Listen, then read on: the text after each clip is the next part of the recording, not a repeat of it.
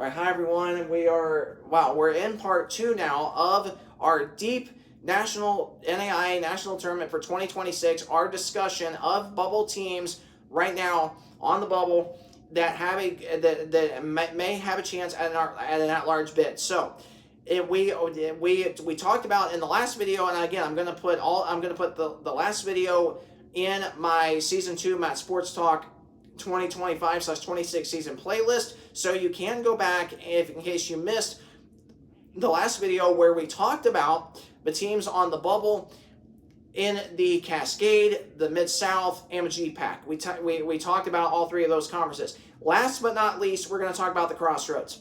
And again, I'm not going to talk about the top 3 seeds in the Crossroads, meaning Marion, St. Francis, Spring Arbor. Those 3 teams for sure in the national tournament, no question about that. So, not going to talk about them. Not going to talk about them when I make my final national tournament predictions right before selection show Thursday. Not going to talk about those 3 teams because they're for sure in. The bubble teams in the Crossroads. And this is where it gets interesting. We have Huntington, we have Taylor, we have Bethel out of Indiana, and we have Indiana Wesleyan. 4 bubble teams in the Crossroads League, right? 4 bubble teams. Now, you might be wondering, well, that must mean that all 7 teams could get in. I don't think the Crossroads League gets 7 teams in, but you never know. You never know. I think for sure the Crossroads League is getting in 4. I really do. I think 4, at the bare minimum, the Crossroads League will get 4 teams in. The question is, who is that 4th team? And then who is a potential 5th team? Who is a potential 6th team? I don't think 7 teams get in. I really, really don't. So, we are going to talk about these 4 bubble teams in the Crossroads League. And again, I follow the Crossroads League the closest because, and again, I follow the Crossroads League for, I think, my sixth year, I think, now that I followed this league up close and personal. Been to the most games in the Crossroads League. So, again, this is my wheelhouse, so to speak, of my knowledge regarding women's basketball in the Crossroads League. So, first bubble team we're going to talk, and again, we're not talking about teams locked in, we're talking about just the bubble teams. Now, a team and we're going to start with the outside bubble, because the outside bubble team is Bethel out of Indiana. Now, I know that they have a big upset win at Taylor. However, with Taylor falling, that win for Bethel doesn't look quite as good as what it originally did.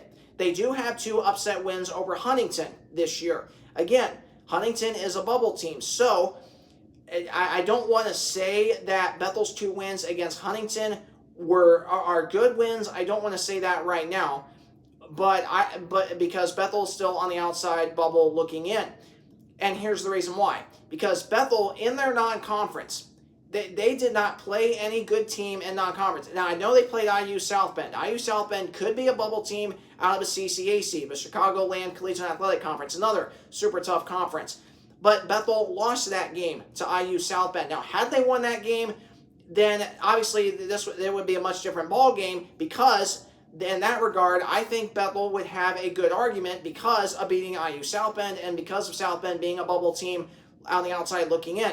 If Bethel wins that game against South Bend, again, I think Bethel could be in. I don't know if they would totally be in, but they definitely would be a lot closer to being that bubble team just inside with being in, if they had won that game against South Bend. But because they didn't, now you're kind of like, okay, well, this probably means that they are still on the outside bubble. Now, again, I talked about their win against Taylor. It doesn't look as impressive because of Taylor falling. Their 2 wins against Huntington, we don't know how that's going to play out depending on how Huntington's season ends, because Huntington has the 3 toughest teams left in the conference. They have Taylor tomorrow at Taylor. They host St. Francis on Wednesday, and then they go to Marion next Saturday. So Huntington has a very tough schedule. Could Huntington lose all those 3 games? Absolutely. Could they lose 2 out of the last 3? Yes. Do I think they win out? No. But we're going to have to see how that plays out. Now for Bethel, yes, they have the 2 wins over Huntington. They just upset number 16 Spring Arbor on Wednesday night at home. So yes, that win does help them. It definitely boosts their resume. I don't think that it boosts their resume enough to be in. I just don't. Why? Because Bethel did not play a very, very tough non-conference schedule. So again, that is going to hurt them in terms of a national tournament. Now, you could be wondering, okay, well, for Bethel, if they win out. Now remember, their last 3 games are against Mount Vernon Nazarene on the road tomorrow. Then they host Grace on Wednesday. They go to Indiana Wesleyan next Saturday. If Bethel wins those last 3 games and finishes 19-9, and let's say they lose the first round of the Crossroads League tournament, they end their season 19-10. Again, 19 win seasons are not bad. They're not. But I have seen, there was, I believe it was IU South Bend last year, 19-9 going into the national tournament, did not make it. Why? Because they didn't do enough. They did not play anybody in non-conference, and they did not beat anybody in their respective season. Now, has Bethel beaten some good teams this year in their conference? Yes. But to me, they just have not quite done enough. And now, if they lose to Mount Vernon Nazarene and or Grace, then I think they're for sure out, because those would be really bad losses, because Grace and Mount Vernon Nazarene are 2 out of the 4 worst teams in the whole entire conference. Now, should Bethel win the next 2 games, then it could come down to that game against Indiana Wesleyan on the road next Saturday. If Bethel wins that game at Indiana Wesleyan, a place they have not won at since December 3rd, 2008, do I think that win would get Bethel in the national tournament? I don't think it does. I don't think it does. Because Indiana Wesleyan's a bubble team. Now, if Indiana Wesleyan was, as good as what they were last year, to where they were, number 2 in the country, in the last game of the regular season. Now, if Indiana Wesleyan was number 2 in the country, Bethel goes to IWU and upsets them, then yeah, I think Bethel would be in the national tournament. If Indiana Wesleyan was a top 5 ranked team in the country, or even top 10 ranked team in the country, and Bethel goes into IWU and upsets them, if this was 1 year ago, then yeah, I think Bethel would be in I think that win against IWU would get Bethel into the national tournament because of upsetting a top 5 and or top 10 team on the road. But because Indiana Wesleyan is so far down in the receiving votes category, I just don't see Bethel getting in the national tournament, even if they win that game at IWU next Saturday. Now, if Bethel loses that game to IWU, then again, I just don't see Bethel being in. So I have Bethel on the outside bubble right now. I think the only way Bethel gets in as of today, and again, this is just my own personal opinion. This is not me This is not me getting on a tangent. This is not about me making my decision based on other things that I've seen and or heard. That's not the case. This is just my own personal opinion. I don't think Bethel gets in unless they win the Crossroads League tournament and run the table in the league tournament and get an auto bid.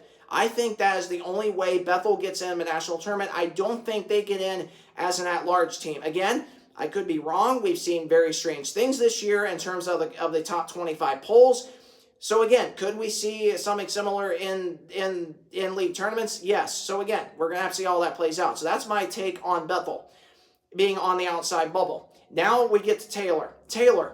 They've lost 9 out of the last 11 games. Now granted, some of those losses were to really good teams like St. Francis and Marion, 2 excellent losses. But Taylor lost to Bethel, which again, that's not a bad loss, especially because of Bethel being red hot at the right time. So I'm kind of leaving that loss out for Taylor against Bethel because it's a good loss looking back on it. But in losing to IWU, at IWU, good loss, because IWU, I think, gets in ahead of Taylor because of IWU playing a much tougher non-conference schedule and having a very, very good strength of schedule number. Now for Taylor, excluding those games, Taylor, you lost to the worst team in the conference at Goshen by 11 points. I just don't see. Now again, I get that. The Crossroads League is super competitive. I understand that. You're, I believe, 16-9 right now. So again, I get that. You have a decent overall record. Yeah, you have an upset win over Indiana Tech. You have an upset win over Olivet Nazarene, who's still leading the CCAC right now, I should say, the Chicagoland Collegiate Athletic Conference. So again, 2 good wins for Taylor. However, I just cannot see. I don't think a team should be rewarded by getting into the national tournament, losing 9 out of your last 11 games. Now, granted, there's still 3 games remaining for Taylor. They host Huntington tomorrow. Then they host Spring Arbor. I stand corrected. They host Huntington tomorrow, host Spring Arbor on Wednesday, and then they go to Mount Vernon Nazarene next Saturday. If Taylor loses out If they lose out, there is no way they get in. No way they get in at 16-12. Because if you lose out, guess what? You're 6-12 in the conference. Now, if somehow you get rewarded for getting in the national tournament at 6-12 in the conference, 16-12 overall, then I'm not trying to get on a big tangent or anything, but I would have a huge problem with that. Because there's no way that you should be rewarded for getting in the national tournament being 6-12 in your conference. Now again, I get that the Crossroads League super competitive.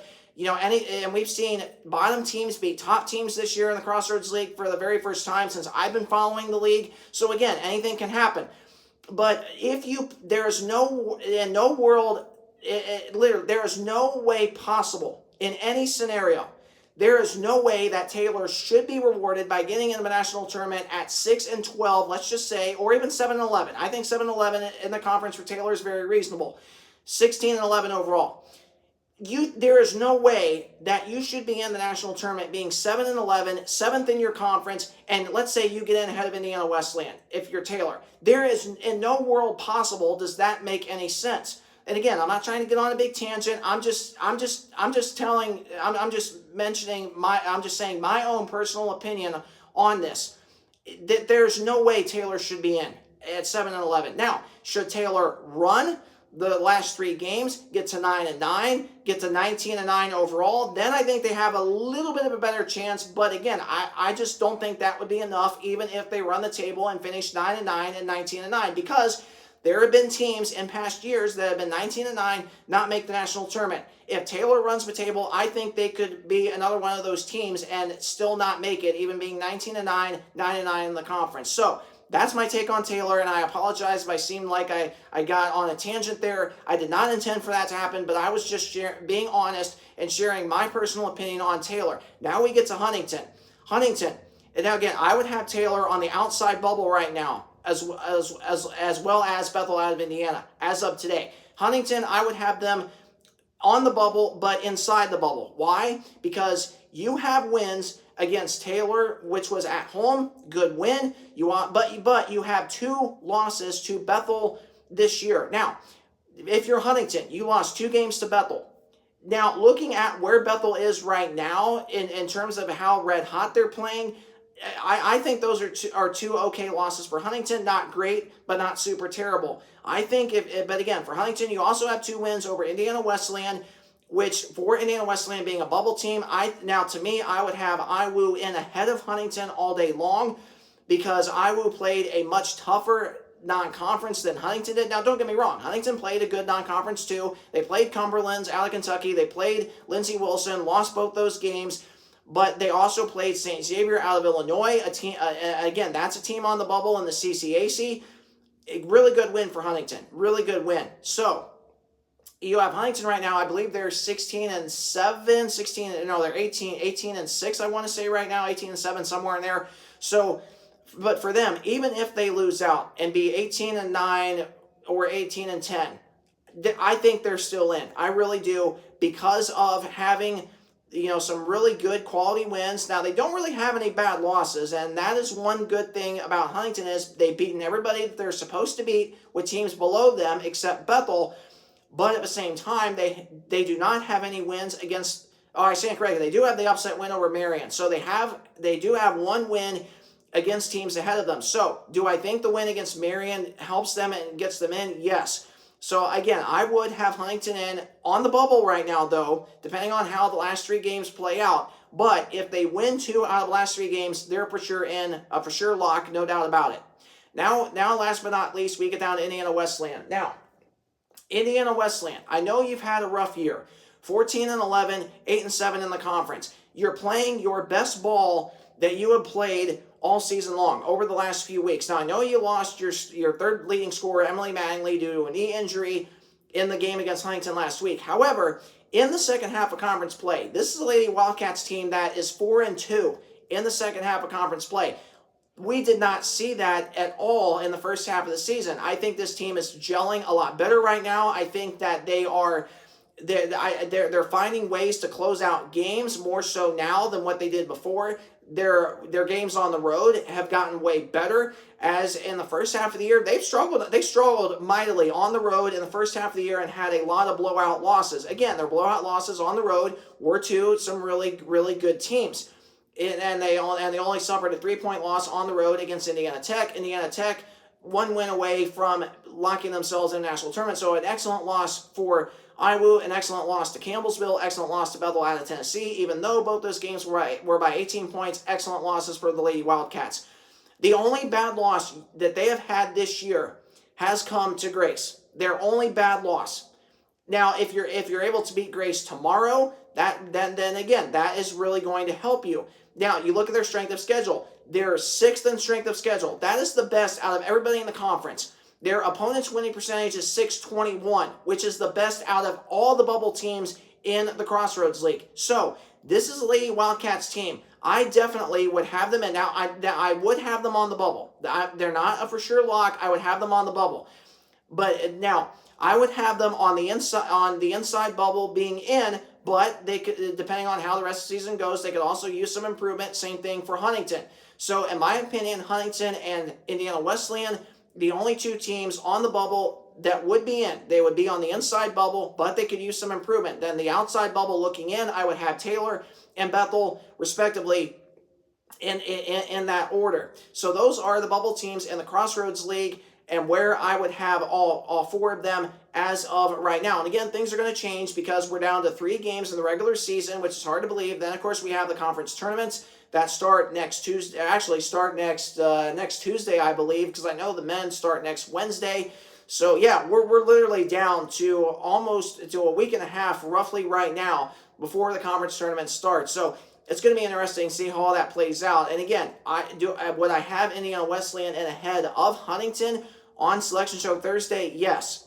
As of today, I would have the Lady Wildcats in ahead of Huntington, no question about it, because of Indiana Wesleyan having a much tougher strength of schedule than Huntington did. So again, to me, if things play out the way they are on Selection Show Thursday, I shouldn't say I would expect, because obviously we can expect the unexpected in terms of the actual selection show. But to me, on Selection Show Thursday, I would have Indiana Wesleyan's name being called first, then Huntington, and then Taylor and Bethel, I think would be on the bubble in terms of potentially one of the last 2 teams in, depending on how it plays out. So it's going to be interesting, that's for sure. So again, if you enjoyed this really in-depth conversation of the national tournament, the bubble teams, specifically, I really hope that you enjoyed this content, that you enjoyed this episode, and if you did, please either like, comment, or subscribe. Any one of those options helps me out greatly. I know I've gained several new subscribers just in the last several days since I started sharing links to these videos off my Twitter account. So for those of you that are brand new to my channel that have recently subscribed, thank you so much. I really appreciate that. And again, the first week of March, we are going to, it's going to be crazy the first week of March.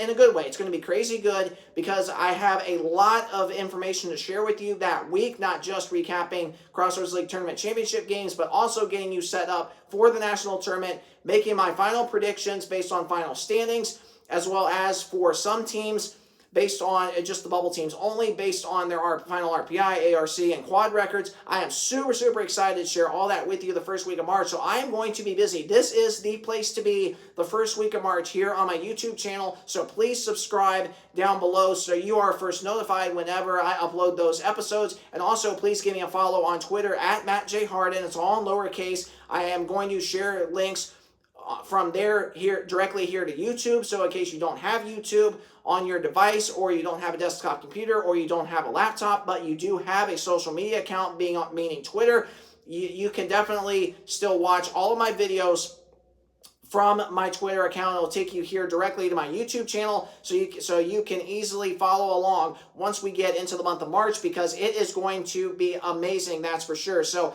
again, thanks so much for tuning into this video, and I'll be back with you on Sunday recapping all the Crossroads League games from tomorrow. We have lots of big matchups tomorrow, lots of playoff seeding implications on the line. Super excited to dive into that on Sunday. Thanks so much for tuning into this video. Have a great rest of your day, and God bless.